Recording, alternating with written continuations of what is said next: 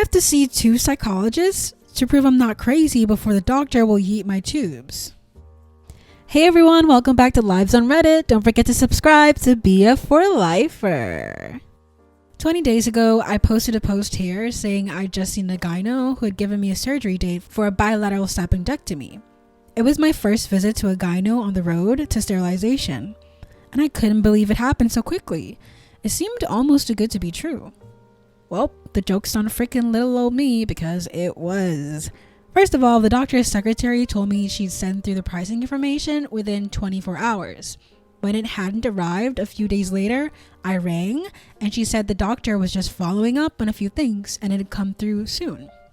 I had an appointment with my psychologist a week after my appointment with the gyno, and in our session I mentioned I had approval for my surgery and was really happy about it.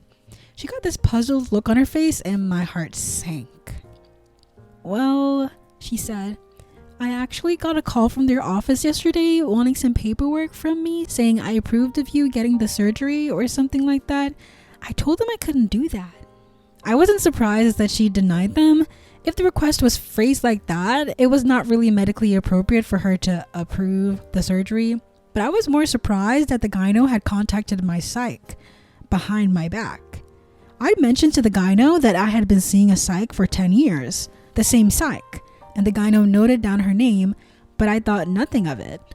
She certainly didn't say she'd be ringing my psychologist or contacting her in any way, and seeing as my psychologist isn't really relevant to the surgery, it almost felt inappropriate. It ticked me off, but I couldn't really put a finger on why.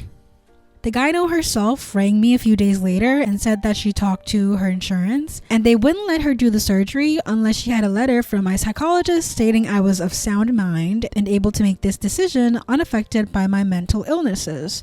Anxiety and depression, currently extremely well managed. I'm in remission if such a thing in this context is possible. Fine, sounds like something my psych would be able to help me with. I rang my psychologist, told her verbatim what the gyno said. She wrote a letter saying I was of sound mind and was making this decision appropriately and she didn't doubt my conviction. All good, I thought. I'd finally get that freaking email with the payment information so I could work out how much of my savings I'd have to wave goodbye to. But a few days passed. A week. Nothing. I rang on Monday, asked if they got the letter from my psych. They said yes, but they didn't think the gyno had looked at it yet. I rang today, which is Wednesday, asked if the doctor had looked at my letter from my psych yet. Keep in mind, my surgery was less than 2 weeks to the day away, and I had no payment information, no forms, nothing. I was told the doctor wanted to chat with me about something. She'd call me later in the afternoon, and I spent the rest of my day at work turning myself in knots with nerves. Well, as it turns out, she's feeling very unsure about doing the surgery. She quoted a BS statistic about how 1 in 3 young women who get sterilized regretted it. I should have called her out and asked her what study she was quoting and rebutted, but I was just too shocked. And she thought that most, if not all, gynecologists would feel the same way. She tried to talk me into a copper IUD for the 3rd time. I said no, for the 3rd time. She asked why. I told her I'd written about it in the paperwork I'd given her.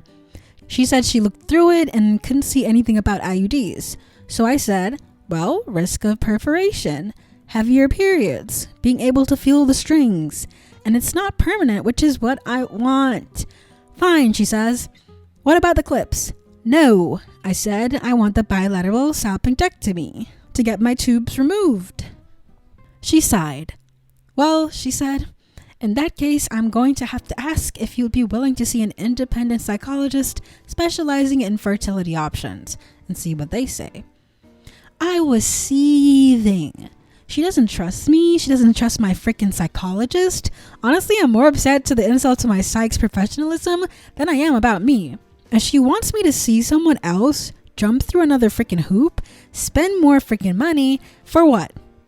I was saying to my partner that she said this psych is independent, but given that she's so against the surgery and has changed her mind, I bet she'll send me to someone who is old-fashioned and think women can't know they don't want children at my age, and will find me medically unfit for the surgery, and then I'll be fricked. I don't think think I've ever been this angry in my life. Ever.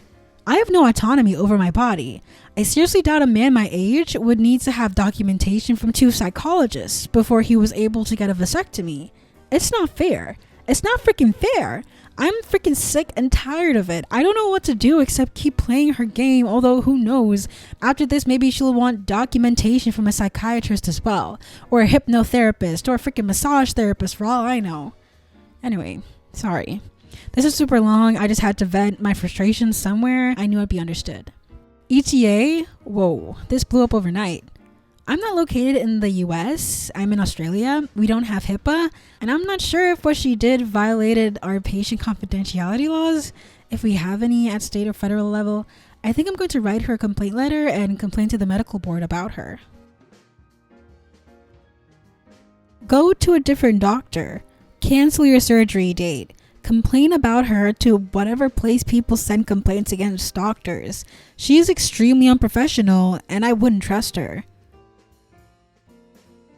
I didn't even consider that as an option, but seeing everyone's comments, I think I'm going to do that. I live in the biggest city in my country, so surely there's a doctor out there who will do it for me. I think I'll email her a complaint too. Email the office manager. Email your insurance company that she pulled a bait and switch on a procedure for you and is trying to require you to see a psych of her choice. Email licensing board. Email any hospital she's affiliated with the same. Hit up Google reviews if that's the thing where you are. Sometimes public obnoxiousness pays off. You are suspected to be crazy when not wanting kids while being an adult, but when you have them at 16, it's a wonderful journey and adulting. Talk about BS. And coming from a child of 2 mentally unstable parents, why the frick would you advise someone who you thought might be crazy against permanently sterilizing themselves? Not saying that I think anyone with mental health struggles should refrain from parenting, but Jesus freaking Christ, how can people justify this BS in their own mind? I never understood this one. Need a psych eval to get tubes out, but not to parent? I'm pretty sure the clips are on a major recall. She shouldn't even be suggesting them.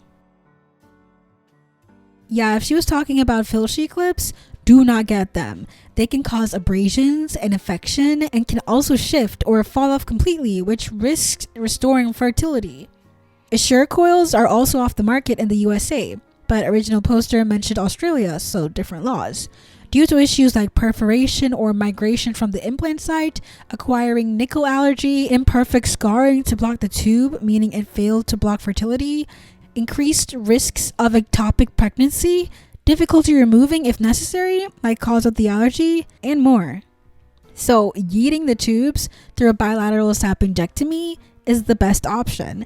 If you've got period issues, uterine ablations might work for those that can do it. I really wish hysterectomy and bilateral salpingectomy could be more common for women to get. It gets rid of the tubes, so there's less of an ovarian cancer risk. The uterus is gone, meaning none of those cancers or periods ever again. You can choose to yeet the cervix and therefore risk of cervical cancer too. So many positives. I saw one psychologist who wrote such documentation for me, but listen girl, you don't want this person cutting you open. The only reason I complied was because the doctors I was seeing were respectful to me. I was recommended IUD or clips, but met no resistance when I refused them and insisted on salpingectomy. This is your day picking a flavor at the ice cream shop, not the employees picking it for you. There are very few decisions more personal than having or not having kids. Strangers who study reproductive systems for a living don't get to make those decisions for you. This is nothing more than a business transaction. While I'm all for the right to refuse service after working fast food, this gyno doesn't get to make the decision for you. This original poster, if you don't feel safe and respected by this doctor while you are conscious and not being operated on, then absolutely do not go under the knife with this person. If my doctor hadn't been as respectful and reassuring as he was, there is no way in HE double hockey sticks I would have let him operate on me. It's only because he took me so seriously and treated me so respectfully that I trusted him with that surgery. Your body, your call. If this doctor is going to completely neglect to prepare you for your scheduled procedure, sneak around calling all the other medical professionals you see, is that even legal? Pretty sure in the US they'd get in huge trouble for that.